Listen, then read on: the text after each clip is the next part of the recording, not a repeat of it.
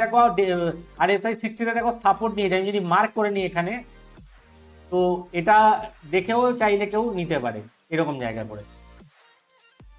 তো এটাও পসিবল আছে, এটাও, কিন্তু এই ক্যান্ডেলটা এখনো কমপ্লিট হয়নি, কমপ্লিট হওয়ার পরে তখন আর ডজির হাইটা যদি ভেঙে দেয় তাহলে তাহলে একদম আইডিয়াল হবে, বেস্ট হবে ওটা। তো অ্যাপেল এখন অব্দি ভালো কন্ডিশনে আছে, লং এর যদি কেউ ট্রেড চায় তাহলে অ্যাপেলের দিকে ট্রেড নিতে পারে। আমি ফিবোনাচি লেভেলে ড্র করে রেখে দিয়েছি, আর হচ্ছে RSI 60 সাপোর্টও আছে। ডেইলি চার্টে RSI 60 ওপরে এক্সট্রিমলি বুলিশ, আর 4 ঘন্টার টাইম ফ্রেমে RSI 60 তে সাপোর্ট নিতে এসছে।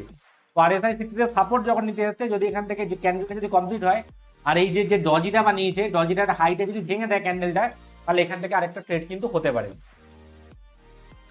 অ্যাপেল হয়ে গেল, এবারে টেসলার কি কন্ডিশন আছে দেখে নি।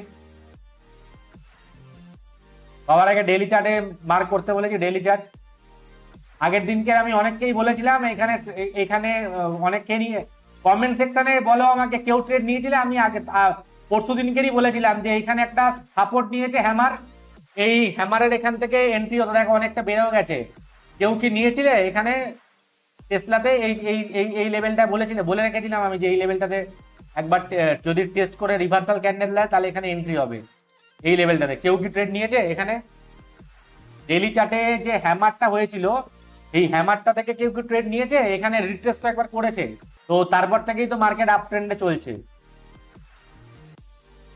আচ্ছা, কমেন্ট সেকশন আমি চেক করে দেখছি, ওই জায়গাতে কেউ এন্ট্রি করেছে? চ্যাট বক্সে দেখি, হ্যাঁ চ্যাট বক্স দেখছি। টেসলা থেকে কেউ নিয়েছিল?